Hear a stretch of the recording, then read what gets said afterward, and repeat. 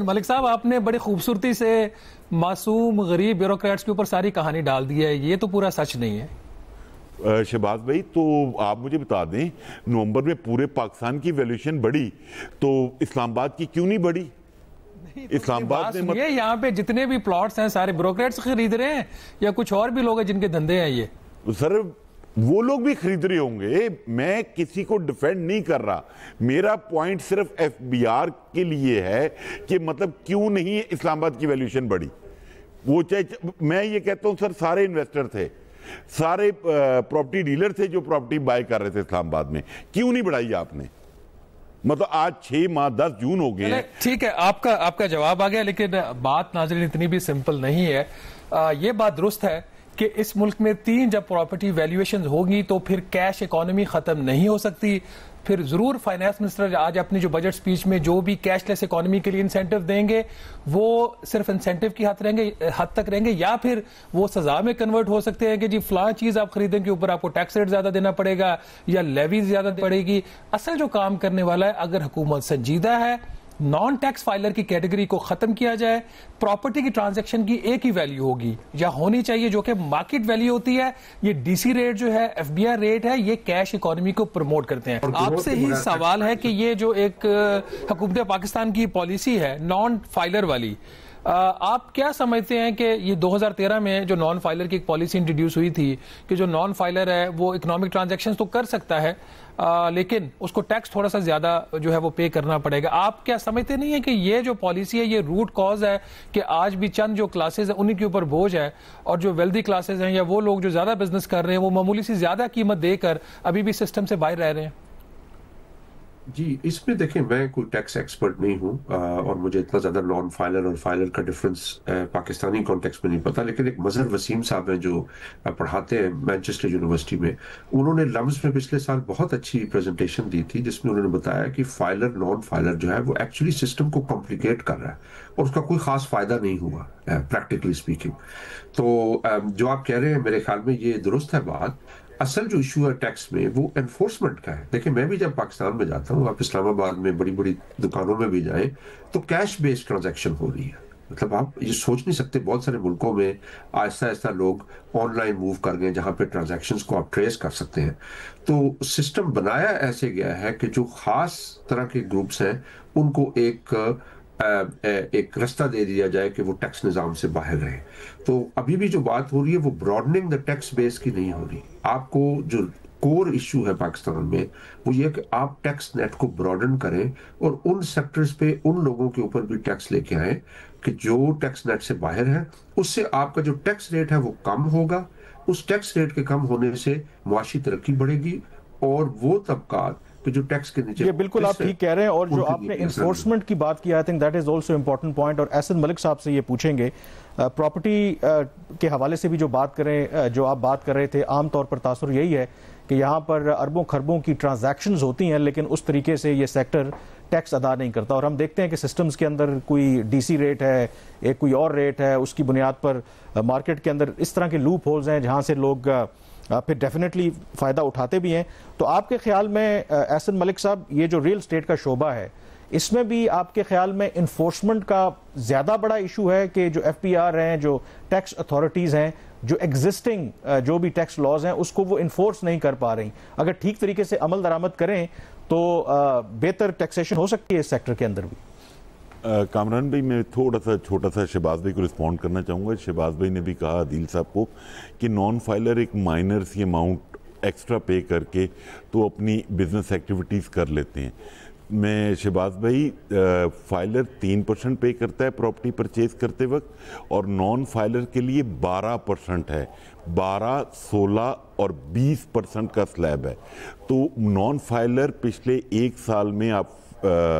Figures نکلوا لیجیے گا وہ بالکل آؤٹ ہو چکا ہے۔ کامران بھائی جہاں تک رہی بات ویلیویشن کی، پراپرٹی کی 3 ویلیویشن مارکیٹ میں ایگزسٹ کرتی ہیں۔ اگین ایف بی آر نے اپنی Asian development bank, world bank سے فنڈنگ لینی ہوتی ہے۔ ڈی سی اور ایف بی آر کے ریٹس کو ریشنلائز کرنے کے لیے، اس لیے وہ اپنی پاور فورگو نہیں کرتا۔ اب بھی آپ کے نالج میں ہوگا شہباز صاحب کے بھی کہ نومبر 2024 میں پورے پاکستان کی F B R valuation revise ہوئی، صرف ایک واحد اسلام آباد ہے کیپٹل ٹیریٹری جس کی F B R valuation enhance نہیں کی گئی، کیونکہ یہاں پہ سارے بیوروکریٹس اشرافیہ رہتی ہے، وہ زیادہ ٹیکس نہیں پے کر سکتے کیونکہ ان کی جو سیلریز ہیں وہ بہت کم ہیں، ان کی انکم کم ہے اور ان کے پاس وائٹ سورس اویلیبل نہیں ہے۔ اگر اسلام آباد کی پراپرٹی کی ویلیو بڑھ گئی تو یہ وائٹ سورس کہاں سے لے کر آئیں گے؟ ہمیں اس سارے کو ری وزٹ کرنے کی ضرورت ہے، پر پرابلم یہ ہے ہمارا بجٹ تو حسن ملک صاحب آپ نے بڑی خوبصورتی سے معصوم غریب بیوروکریٹس کے اوپر ساری کہانی ڈال دی ہے، یہ تو پورا سچ نہیں ہے۔ شہباز بھائی تو آپ مجھے بتا دیں نومبر میں پورے پاکستان کی ویلیوشن بڑھی تو اسلام آباد کی کیوں نہیں بڑھی؟ اسلام آباد میں یہاں پہ جتنے بھی پلاٹس ہیں سارے بیوروکریٹس خرید رہے ہیں یا کچھ اور بھی لوگ ہیں جن کے دھندے ہیں؟ یہ سر وہ لوگ بھی خرید رہے ہوں گے، میں کسی کو ڈیفینڈ نہیں کر رہا، میرا پوائنٹ صرف ایف بی آر کے لیے ہے کہ مطلب کیوں نہیں اسلام آباد کی ویلیوشن بڑھی۔ وہ چاہے میں یہ کہتا ہوں سر سارے انویسٹر تھے، سارے پراپرٹی ڈیلر تھے جو پراپرٹی بائی کر رہے تھے اسلام آباد میں، کیوں نہیں بڑھائی آپ نے؟ مطلب آج 6 ماہ 10 جون ہو گئے ہیں۔ ٹھیک ہے آپ کا جواب آ گیا، لیکن بات ناظرین اتنی بھی سمپل نہیں ہے۔ یہ بات درست ہے کہ اس ملک میں 3 جب پراپرٹی ویلیویشنز ہوگی تو پھر کیش اکانومی ختم نہیں ہو سکتی، پھر ضرور فائنانس منسٹر آج اپنی جو بجٹ سپیچ میں جو بھی کیش لیس اکانومی کے لیے انسینٹیو دیں گے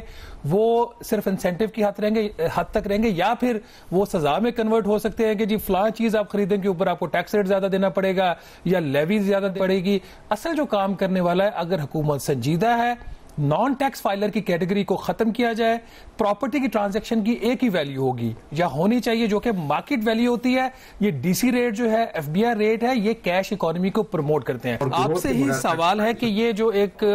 حکومت پاکستان کی پالیسی ہے نان فائلر والی، آپ کیا سمجھتے ہیں کہ یہ 2013 میں جو نان فائلر کی ایک پالیسی انٹروڈیوس ہوئی تھی کہ جو نان فائلر ہے وہ اکنامک ٹرانزیکشن تو کر سکتا ہے لیکن اس کو ٹیکس تھوڑا سا زیادہ جو ہے وہ پے کرنا پڑے گا، آپ کیا سمجھتے نہیں ہیں کہ یہ جو پالیسی ہے یہ روٹ کاز ہے کہ آج بھی چند جو کلاسز ہیں انہی کے اوپر بوجھ ہے اور جو ویلدی کلاسز ہیں یا وہ لوگ جو زیادہ بزنس کر رہے ہیں وہ معمولی سی زیادہ قیمت دے کر ابھی بھی سسٹم سے باہر رہ رہے ہیں؟ جی اس میں دیکھیں میں کوئی ٹیکس ایکسپرٹ نہیں ہوں اور مجھے اتنا زیادہ نان فائلر اور فائلر کا ڈفرنس پاکستانی کانٹیکس میں نہیں پتا، لیکن ایک مظہر وسیم صاحب ہیں جو پڑھاتے ہیں مانچسٹر یونیورسٹی میں، انہوں نے لمز میں پچھلے سال بہت اچھی پریزنٹیشن دی تھی جس میں انہوں نے بتایا کہ فائلر نان فائلر جو ہے وہ ایکچولی سسٹم کو کمپلیکیٹ کر رہا ہے اور اس کا کوئی خاص فائدہ نہیں ہوا پریکٹیکلی اسپیکنگ۔ تو جو آپ کہہ رہے ہیں میرے خیال میں یہ درست ہے بات۔ اصل جو ایشو ہے ٹیکس میں وہ انفورسمنٹ کا ہے۔ دیکھیں میں بھی جب پاکستان میں جاتا ہوں، آپ اسلام آباد میں بڑی بڑی دکانوں میں بھی جائیں تو کیش بیس ٹرانزیکشن ہو رہی ہے، مطلب آپ یہ سوچ نہیں سکتے بہت سارے ملکوں میں آہستہ آہستہ لوگ آن لائن موو کر گئے جہاں پہ ٹرانزیکشنز کو آپ ٹریس کر سکتے ہیں۔ تو سسٹم بنایا ایسے گیا ہے کہ جو خاص طرح کے گروپس ہیں ان کو ایک رستہ دے دیا جائے کہ وہ ٹیکس نظام سے باہر رہے۔ تو ابھی بھی جو بات ہو رہی ہے وہ براڈننگ دا ٹیکس بیس کی نہیں ہو رہی۔ آپ کو جو کور ایشو ہے پاکستان میں وہ یہ کہ آپ ٹیکس نیٹ کو براڈن کریں اور ان سیکٹرز پہ ان لوگوں کے اوپر بھی ٹیکس لے کے آئیں کہ جو ٹیکس نیٹ سے باہر ہیں، اس سے آپ کا جو ٹیکس ریٹ ہے وہ کم ہوگا، اس ٹیکس ریٹ کے کم ہونے سے معاشی ترقی بڑھے گی اور وہ طبقات جو ٹیکس کے نیچے۔ یہ بالکل آپ ٹھیک کہہ رہے ہیں، اور جو آپ نے انفورسمنٹ کی بات کی I think that is also important point, اور احسن ملک صاحب سے یہ پوچھیں گے پراپرٹی کے حوالے سے بھی جو بات کریں، جو آپ بات کر رہے تھے، عام طور پر تاثر یہی ہے کہ یہاں پر اربوں خربوں کی ٹرانزیکشنز ہوتی ہیں لیکن اس طریقے سے یہ سیکٹر ٹیکس ادا نہیں کرتا، اور ہم دیکھتے ہیں کہ سسٹمز کے اندر کوئی ڈی سی ریٹ ہے، ایک کوئی اور ریٹ ہے، اس کی بنیاد پر مارکیٹ کے اندر اس طرح کے لوپ ہولز ہیں جہاں سے لوگ پھر ڈیفینیٹلی فائدہ اٹھاتے بھی ہیں۔ تو آپ کے خیال میں احسن ملک صاحب یہ جو ریل اسٹیٹ کا شعبہ ہے اس میں بھی آپ کے خیال میں انفورسمنٹ کا زیادہ بڑا ایشو ہے کہ جو ایف پی آر ہیں، جو ٹیکس اتھارٹیز ہیں، جو ایگزسٹنگ جو بھی ٹیکس لاز ہیں اس کو وہ انفورس نہیں کر پا رہی؟ اگر ٹھیک طریقے سے عمل درآمد کریں تو بہتر ٹیکسیشن ہو سکتی ہے اس سیکٹر کے اندر بھی۔ کامران بھائی میں تھوڑا سا چھوٹا سا شہباز بھائی کو رسپونڈ کرنا چاہوں گا۔ شہباز بھائی نے بھی کہا عدیل صاحب کو کہ نان فائلر ایک مائنر سی اماؤنٹ ایکسٹرا پے کر کے تو اپنی بزنس ایکٹیویٹیز کر لیتے ہیں،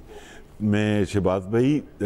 فائلر 3% پے کرتا ہے پراپرٹی پرچیز کرتے وقت اور نان فائلر کے لیے 12% ہے. 12, 16 اور 20% کا سلیب ہے. تو نان فائلر پچھلے 1 سال میں آپ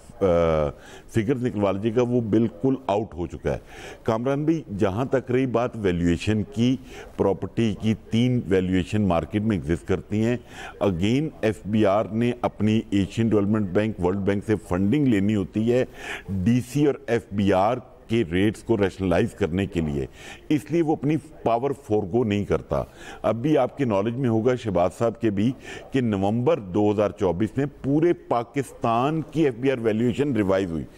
صرف ایک واحد اسلام آباد ہے کیپٹل ٹیریٹری جس کی F B R valuation enhance نہیں کی گئی, کیونکہ یہاں پہ سارے بیوروکریٹس اشرافیہ رہتی ہے, وہ زیادہ ٹیکس نہیں پے کر سکتے کیونکہ ان کی جو سیلریز ہیں وہ بہت کم ہیں, ان کی انکم کم ہے اور ان کے پاس وائٹ سورس اویلیبل نہیں ہے. اگر اسلام آباد کی پراپرٹی کی ویلیو بڑھ گئی تو یہ وائٹ سورس کہاں سے لے کر آئیں گے؟ ہمیں اس سارے کو ری وزٹ کرنے کی ضرورت ہے, پر پرابلم یہ ہے ہمارا بجٹ تو